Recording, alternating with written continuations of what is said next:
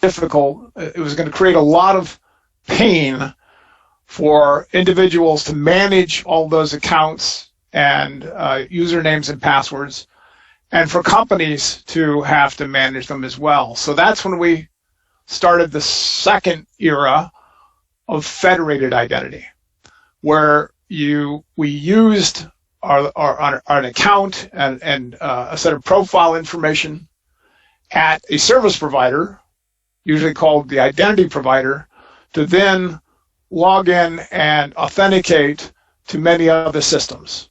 The best known now are the social login programs, Twitter and Facebook and Google, LinkedIn, where you can use those accounts to log in at thousands of websites across the internet. And that actually went through 3 generations of open standards at these different organizations here. I was the initial executive director at this last one, Open Identity Exchange, where we began developing governance frameworks for federated identity systems. Now, about 5 years ago, even though federated identity has solved many problems, there were many more that it has not been able to solve.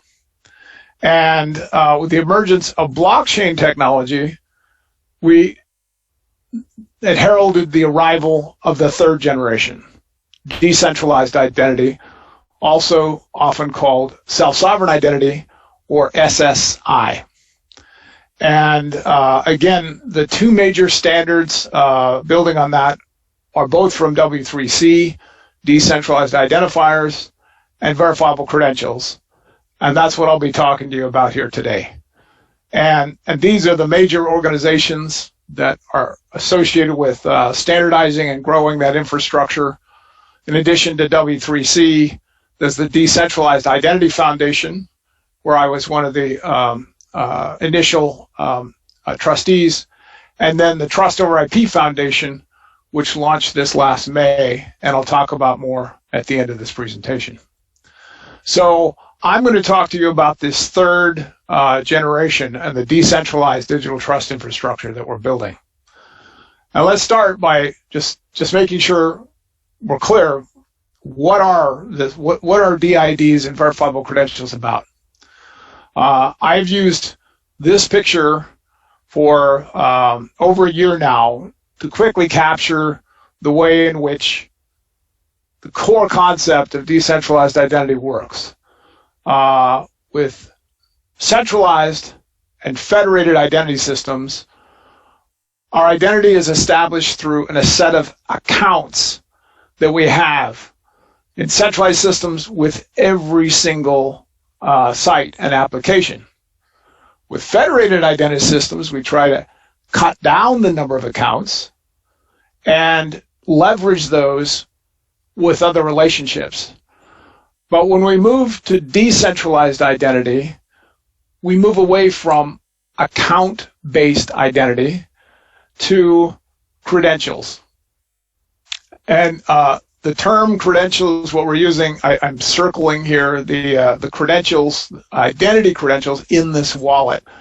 We all know how to do decentralized identity offline today. Every time one of us gets out or goes to an airport or a hotel or a car rental agency, we get out our wallet and we prove our identity using credentials that we present to the party that needs to verify them.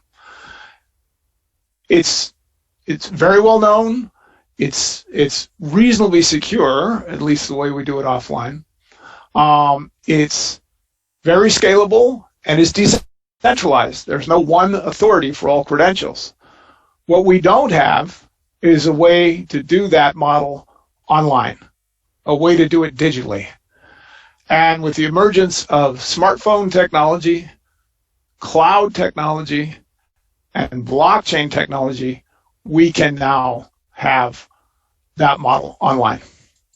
At the very heart of how that model works is this picture from the W3C verifiable credential specification. that shows what we call the trust triangle. All credentials, whether they are physical credentials in a wallet or digital credentials, follow this same three-party triangle. There's always an issuer of the credential.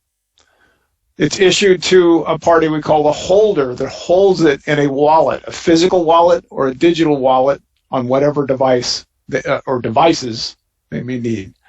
And when they need to go prove some aspect of their identity, they present that credential to another party we call the verifier. And a classic example is an issuer, the best known, most widely used credential is a passport. Issuers are government agencies around the world. They issue them to their citizens, which can then take that to a border control or an airline as the verifier. They will inspect that credential, and if it passes their policy requirements, then you are able to board a plane across the border. Now, to make this work digitally, the trust triangle does not change. The same three rules apply. The difference is cryptography. This digital credential has to be issued and digitally signed, and then it needs, when it's presented, the verifier must be able to verify that digital signature and that the credential has not been changed and it hasn't been revoked. And the secret to doing that in a decentralized manner is this piece right in the middle that in the specifications is called the verifiable data registry. This is the specific role that blockchain technology is able to fulfill, and the reason that it's given rise to this new infrastructure. So I'm going to talk more about that. The last point I want to make at a high level is, so what does this mean in terms of the experience of an end user? How does this work? I have wonderful news for you. Every person on this webinar who has used a mobile boarding pass to get on a plane or a train or even enter a venue like a concert by either showing or scanning a QR code, you know exactly how it works. As we all know, our smartphones today, from Google, from Apple, from Samsung, they come with digital wallets built into them. The key difference is those are proprietary digital wallets that use their own standards from those vendors. We are now moving into open standard digital wallets where the credentials will be interchangeable and portable. And that's what this infrastructure is all about. So I now want to, before we go deeper into how this works, I want to give you some examples to keep in mind as we go through this discussion. And some of these examples we'll be talking about all day. And we'll start with, one of the best known right now that's in the news around the world. It's been on American national television pretty much, once every week or two. There's now a news story about what's often called the digital travel pass or health pass. In this particular case, IATA, the International Air Travel Association, which is the international association of all the airlines, has developed an app they call the Travel Pass. And Evernym is working directly with IATA. We supply the underlying verifiable credential technology that is being used by this app in order to take a test result, a COVID test result, and soon a proof of a vaccination, digitally sign that and put it in the app, and then allow you to go to an airport or a border crossing or a venue if they accept it, and present, as I said, using by scanning a QR code, present a digitally signed version of that credential in order to prove your health status. This is the projections are for this credential over 30 million of them to be issued by the end of this year, because it's critical for reopening global travel.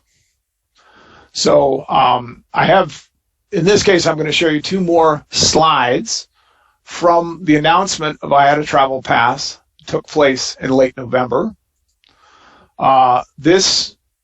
So you can really understand their commitment to decentralized identity. They explained it's a modular solution. It's based on the open standards that I talked about, including the W3C standards, and it is designed to work everywhere in the world. That requirement, that third requirement, is the reason it can't be a proprietary solution from a single vendor or even a small group of vendors. It needs to be an open standard that's supported everywhere, just like the internet, just like the web. And in their press conference, they summarize the benefits that they're trying to reach with this credential. And I wanted to present this list so that you could see these benefits will apply to many, if not most, digital credentials that are going to use these new standards, right? They will serve many, many different parties. They can be extended. We will talk about trust frameworks or governance frameworks.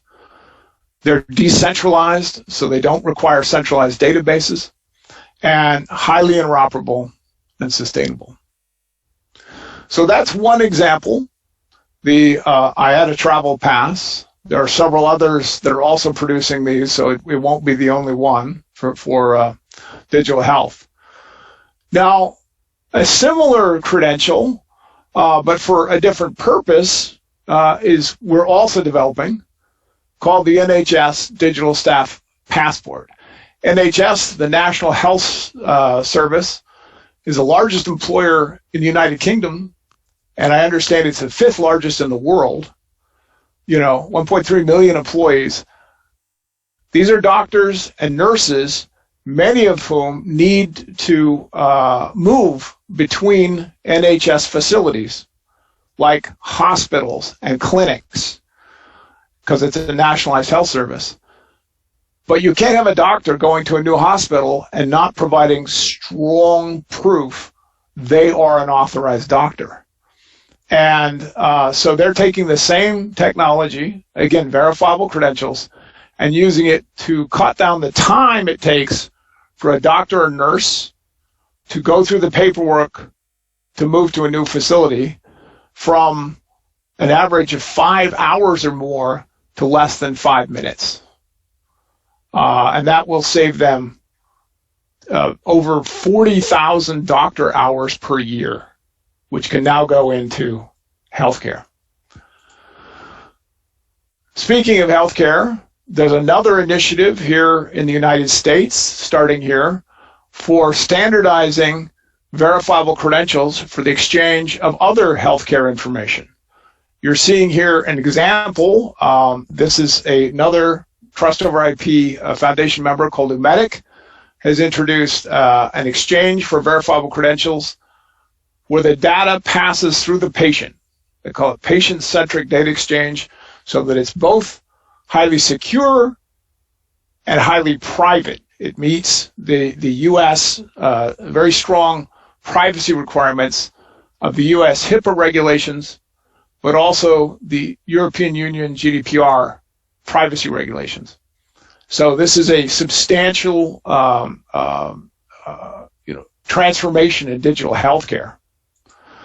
And the last example I'll give you is one we'll talk about more here today, because it's in financial services. I expect many of you listening today you immediately recognize the challenges of identity verification and KYC compliance, know your customer, in financial services. You can see how a verifiable digital credential issued by a trusted authority, whether it's a government or it's another financial institution or a healthcare provider or a utility provider, these in the wallet of a new user that you need to onboard or you need to verify for Know Your Customer can cut, again, just like NHS, cut down a process that can take days or hours down to minutes and can actually be more secure, much harder to commit fraud against than paper or plastic-based processes. So this one, by the way, is in use today. Over 25,000 of these credentials have already been issued by credit unions, financial cooperatives in the United States.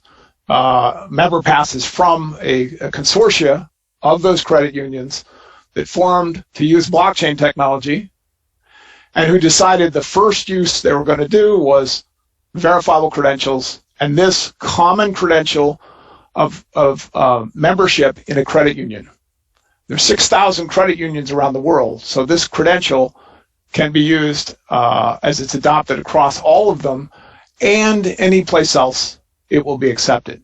So I think it's a wonderful example of where, of how verifiable credentials will start to penetrate the financial services sector. Okay, now I'm going to go a little bit deeper into, so how does this work? How does it compare to today's standardized PKI that the Hong Kong PKI Forum is, of course, expert in? So once again, we're going to start with the trust triangle. I've got a little bit more geometric or iconic view of the triangle here, where we have the issuer issues the verifiable credential to the holder, who will store it in their digital wallet. And then when they go to a verifier, they will show, and notice we don't just say, well, you just show the credential to the verifier. Because they're digital credentials, we can do better than that. We can design the technology to just show the verifier what the verifier needs to know. And we'll talk more about the privacy implications of that. So I'm going to walk you through the basic, how it works. And remember, the key role here is the verifiable data registry for making this work, the infrastructure work in a decentralized manner. And that means generally it's a blockchain, but it doesn't have to be. It can be whatever decentralized infrastructure the parties can agree to. Now, there are 4 steps to the process. The issuer, before they can start issuing verifiable credentials, they write a file to a blockchain. That file is called a DID document, decentralized identifier document. It has the public key they're going to use and some other cryptographic metadata that are necessary to support this infrastructure. They write that to the blockchain, and the address for that file on the blockchain is their DID. It's an identifier for the issuer, but it's a cryptographically verifiable identifier. So the second step, and it's always associated with at least one key pair that the issuer has. The public key is always in the DID document. The private key, of course, they store and guard carefully. Now, step 2, they now can use that private key to digitally sign any verifiable credential they issue. And notice that step does not require interaction with the blockchain, but that credential will include the DID of the issuer. That's how they're going to identify themselves. Now that goes to the holder and into the holder's wallet. Now, and let's say again, this is a passport, goes to the holder, put that in their wallet. Now they go to an airport and they need to provide a proof of that credential in order to board a plane. The verifier gives them what we call a proof request or presentation request. Both terms are used.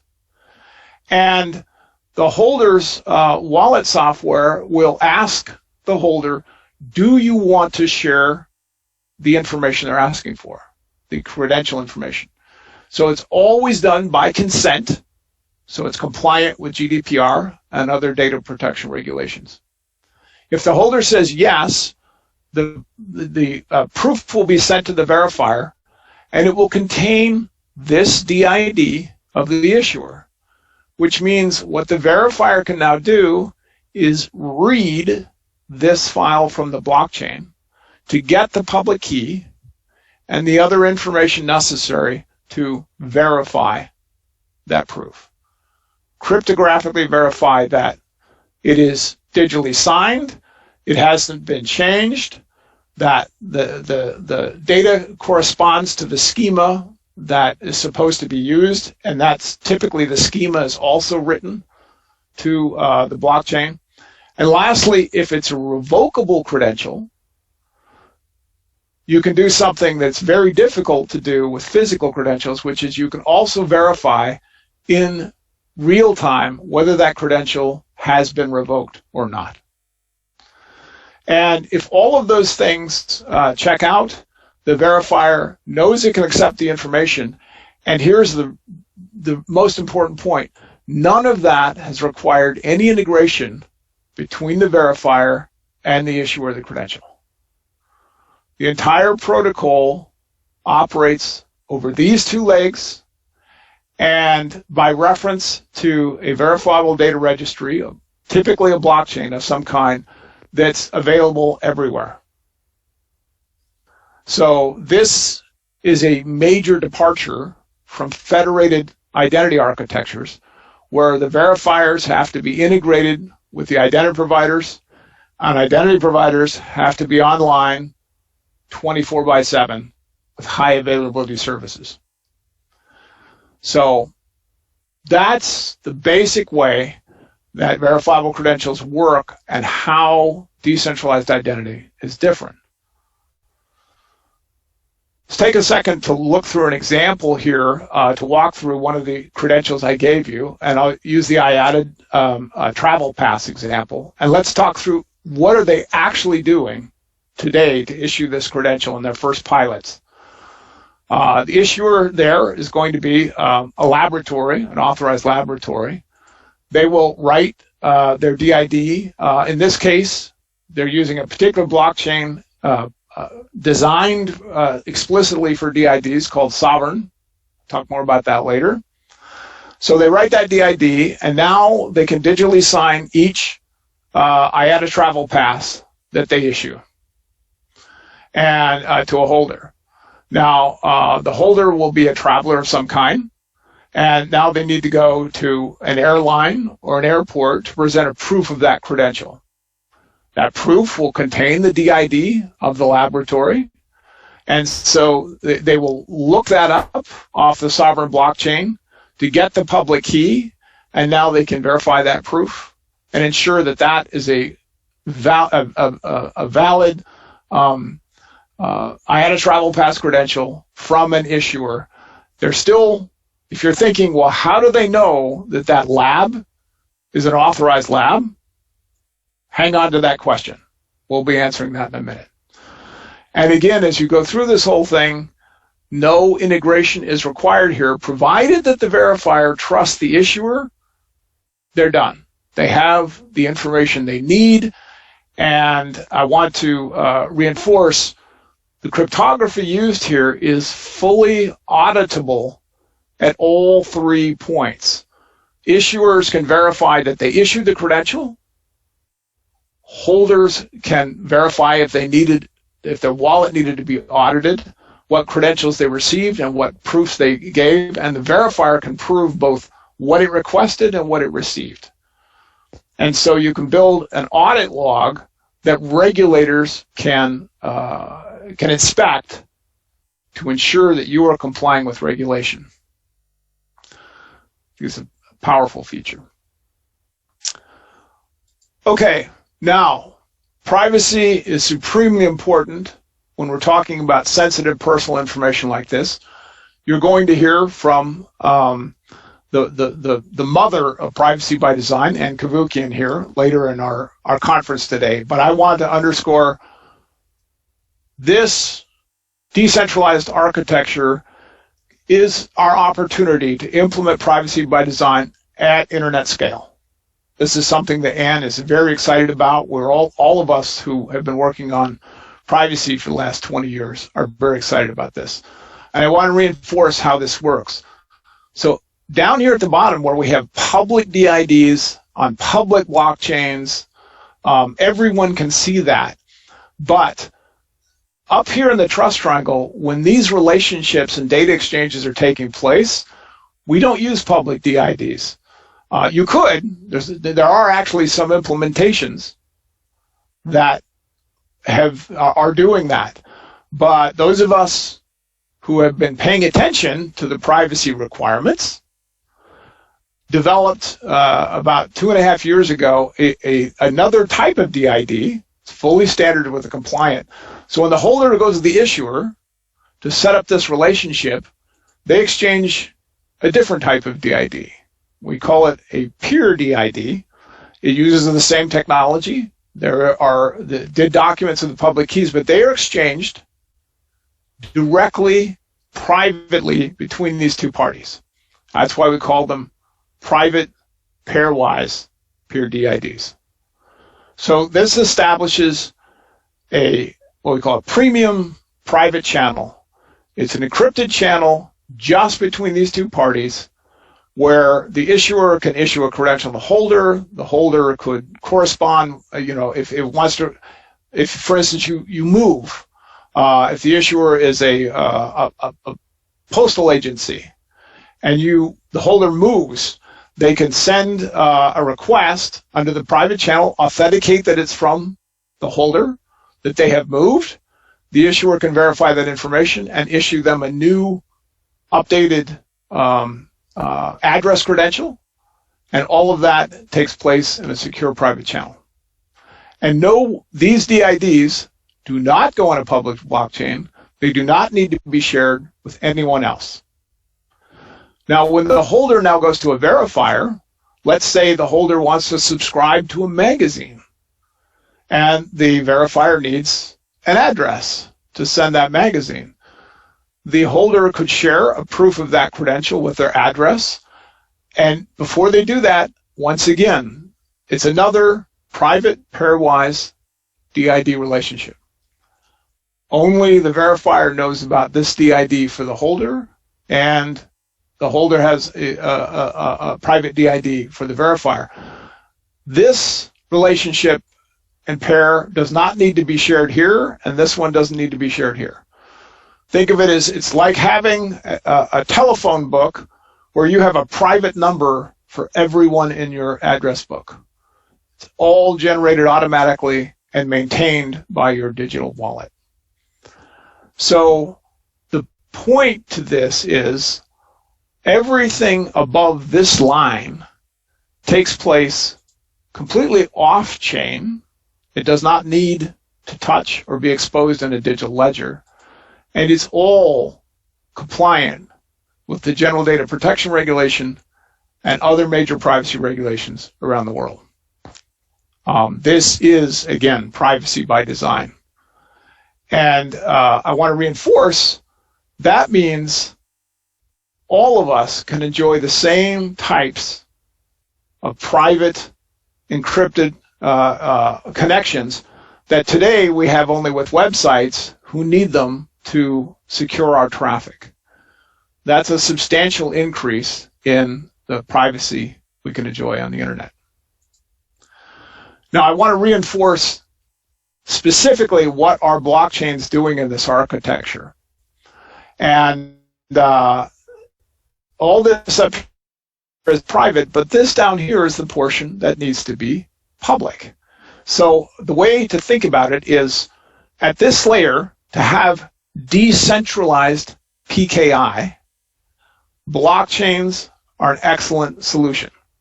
It does not have to be a blockchain. It can also be a distributed file system, such as IPFS.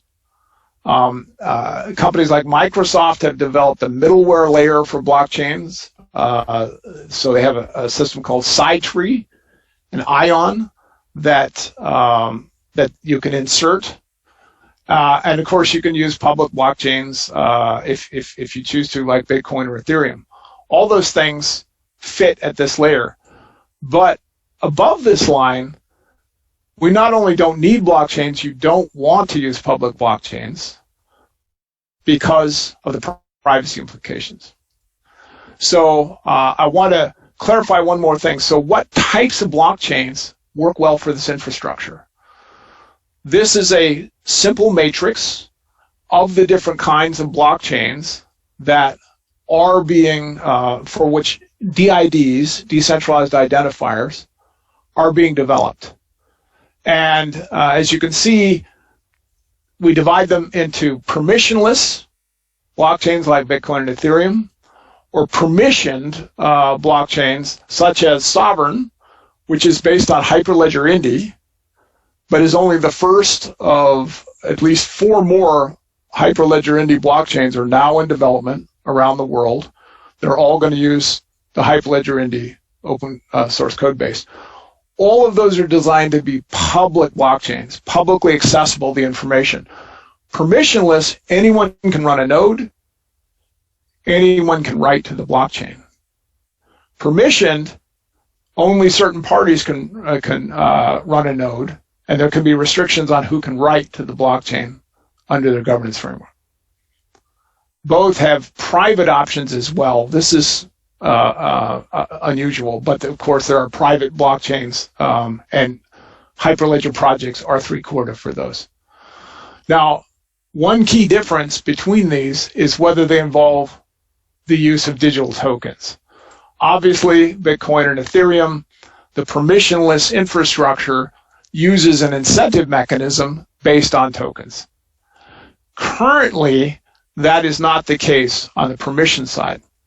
However, that is evolving, and there is at least one Hyperledger Indy blockchain that's in development that will use a token-based mechanism for what they call the stewards, the validator nodes on the network. So it's not that it's one or the other. It simply comes down to the trust architecture and the economic architecture of the blockchain. My key point is all of these, 100% of them, can serve as verifiable data registries with DID methods to support the decentralized infrastructure we're talking about. It's just a matter of what your community, what we call your digital trust ecosystem, wants, what will meet your needs. Okay, I want to get towards the final part of this here. I want to reinforce, when we're talking digital identity and strong proof, of course, that brings into account biometrics. Where do they fit in this picture?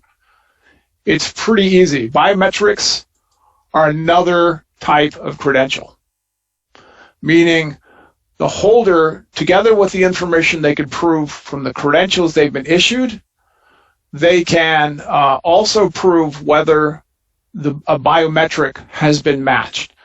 And that can be done directly on the holder's local device, such as a match of a facial recognition or thumbprint, voice biometric. It can also be done remotely via an issue we call a biometric service provider. Both of those have already been implemented and are being incorporated into governance frameworks for different verifiable credentials. So I don't have time to talk too much more about biometrics today, but they do fit very nicely into this infrastructure. Now, the last thing I want to talk about, to put all the pieces together, is the special role of governance frameworks. And it's really critical for this infrastructure. The number one problem they address is when you have the trust triangle, how can verifiers know all of the issuers of credentials that they can trust? And our answer is that there's a second trust triangle we call the governance trust triangle. And it introduces a party that at Trust over IP we call generically the governance authority. Of course, that means it can be a government, but it's not just governments. It's any community that says we want to have a digital trust ecosystem and we will agree how to govern it. So a governance authority could be consortia, could be a nonprofit organization, could be a university, could be a city. Any group that says, of any scale, says, we want to arrive at a set of rules and policies that our community will follow. And they publish that in what we call a governance framework. Now, I know the term you're probably more familiar with is trust framework. And those two terms really, we use them pretty interchangeably. What we found was that as we brought this concept to the blockchain community, the term trust framework, they didn't really understand. What they were always talking about is governance of blockchains and blockchain services. So when we called it a governance framework, the light bulbs went on. So that's why we use that term. Now this architecture for scaling digital trust, it's actually, again, it works just the way physical credentials have worked for years. In fact, one of the best examples you can get is one of the largest trust networks in the world. MasterCard is one of the founding members of the Trust over IP Foundation. And today they're the governance authority for a payment network. And in that payment network, they authorize all the financial institutions, banks, credit unions, et cetera, that issue a credential. In this case, it's a credit card to a card holder. And that card holder presents proof of that credential, typically a mag stripe in person, to any merchant that's a member of the network that wants to accept a payment.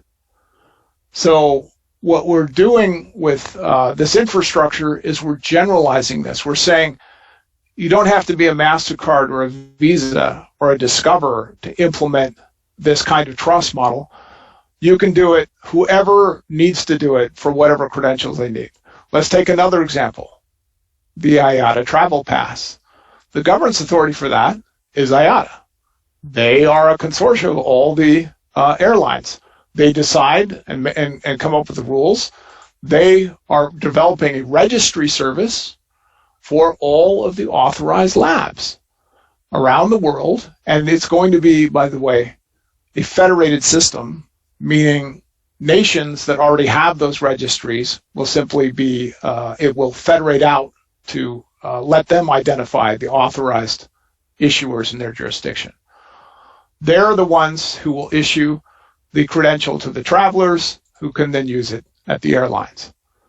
And now you've taken and made it a globally scalable system that still has strong trust. And a third example, to our audience today, we're talking about financial services and KYC. Same thing applies. Certification authorities, like the Hong Kong government authorities and all those that participate in your ecosystem, you authorize different issuers of KYC data, be it banks, government agencies, utility companies, whoever they are. They can issue the verifiable credentials to individuals who can take them to financial institutions to prove their KYC data. So this concept of the governance framework is critical for scaling decentralized digital identity infrastructure. And with that, I will put it all together into the last thing I'll talk to you about here today, which is the we call the trust over IP stack. And I'll give you a high-level picture here. This is the standard view of the stack that was published by the Trust over IP Foundation. You'll notice it has 4 layers and 2 sides. And the bottom 2 layers are about how we establish technical trust for machine-to-machine secure communications. The top 2 layers are how we establish trust between people and organizations and the things that we deal with. And I'll go into more about the 2 layers. I wanted to also emphasize it is not just a technology stack.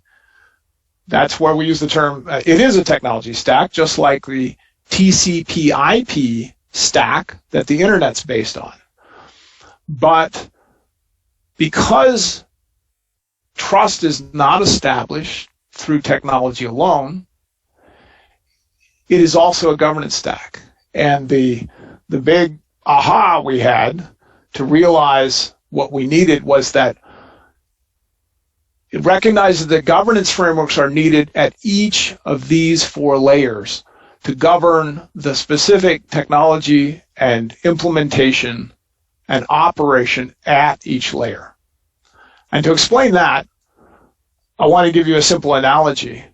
All large-scale technical infrastructure has these same 4 basic layers. We can start with the best example is our ground transportation infrastructure around the world, our highways and freeways and road systems. If you look at that, these are the 4 layers. The bottom layer is the roads and highways. Without those, we have no ground transportation system. We're back to horses. But those require substantial investment. They are public utilities. They take sometimes years to build with heavy equipment. But without them, we have no system. But even with them, without the vehicles we need to travel those roads, we still don't have a system. And that tends to be private equipment that was produced and owned by individuals and companies around the world. Now, even with those 2, you still don't have a functioning, scalable system until you establish common rules of the road that everyone is following so that we can then produce the applications, the actual uses of that ground infrastructure, all the transportation, whether they're buses, companies, or trucking companies, or even digital transportation coordination companies like Uber. These 4 layers, again, they apply to all kinds of large-scale technology infrastructure.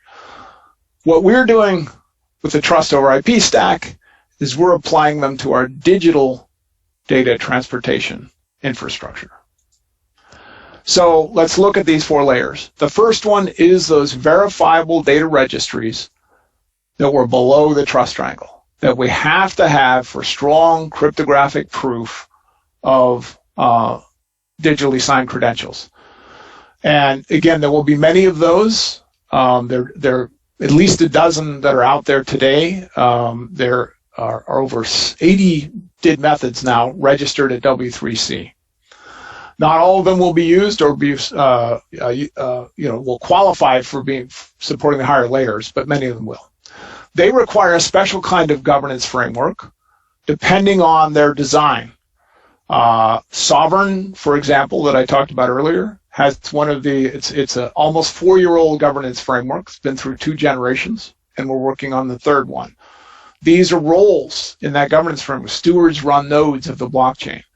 Transaction endorsers have permission to write to the blockchain on behalf of transaction authors.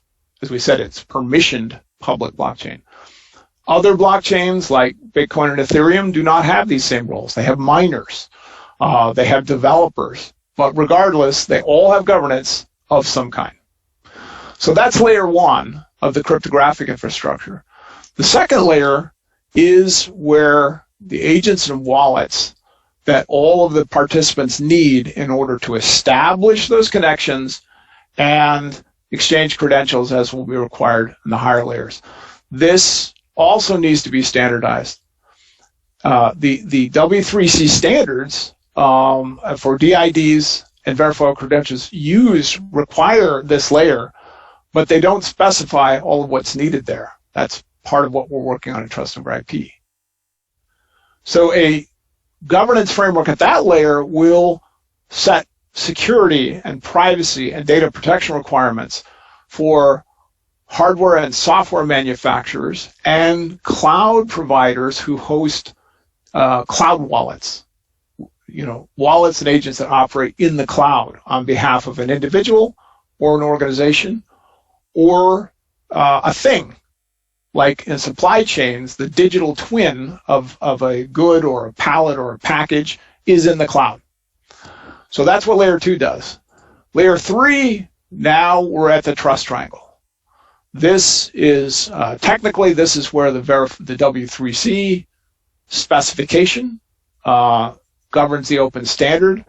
And what we need on the governance side at that layer is the equivalent of the kinds of policies that MasterCard and Visa and Discover and ICAO for passports, the definitions of credentials and the policies for issuing, holding, and verifying those credentials. We call those credential governance frameworks. And once we have these three layers, then we can support the application layer. And this is where we have the concept of a digital trust ecosystem. And what Eva and William have done in organizing this conference is aligning with the vision of a digital trust ecosystem for the Hong Kong, all of the rich and incredibly influential financial services sector that you have in Hong Kong. And by the way, it extends directly. You could have a digital trust ecosystem for Hong Kong as a smart city. And so ecosystems, just like in the real world, they all connect and interact. And the purpose of the trust over IP stack is to allow them to be interoperable in very powerful ways, not just technology, but also in governance. So you can decide what to trust in another ecosystem. All right, I'm going to wrap up now with a final example of talking about, so how does this apply for you in financial services in Hong Kong? And I want to give you some specific thoughts to take away into our panel that comes next. Or I think it follows Anne. I can't remember which order. In any case, what you're creating is what we at Trust Over IP call a digital trust ecosystem, specifically for financial services.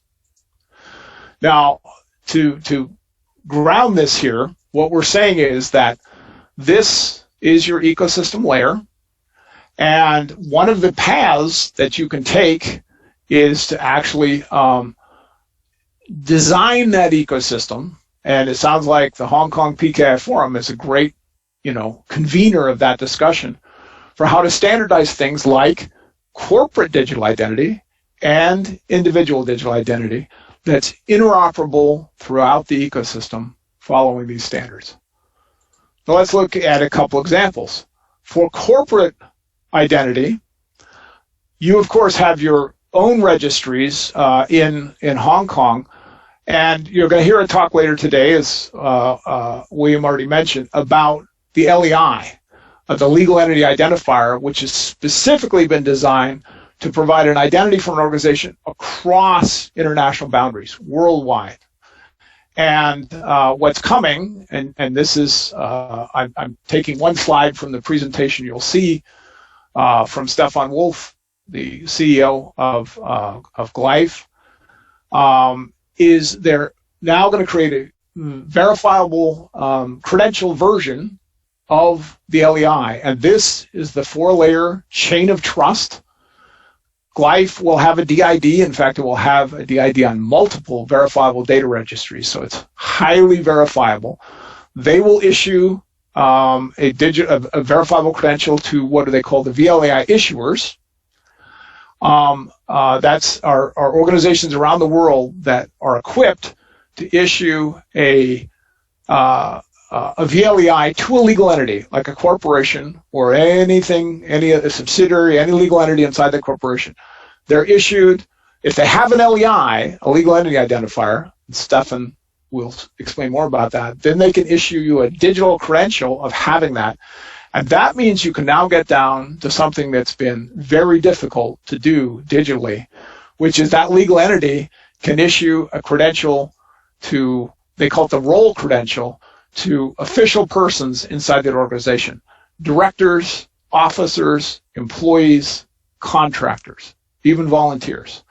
They can have a digital credential that allows them to prove that they are acting on behalf of that organization, because it chains back to the organization's LEI, chains back to the issuer's LEI, chains back to Glyph. So again, you'll hear more about that in this afternoon's presentation, but it's a powerful way to do organizational identity on a global scale. It can be verified around the world. Now let's switch to individuals, customers of your financial institutions.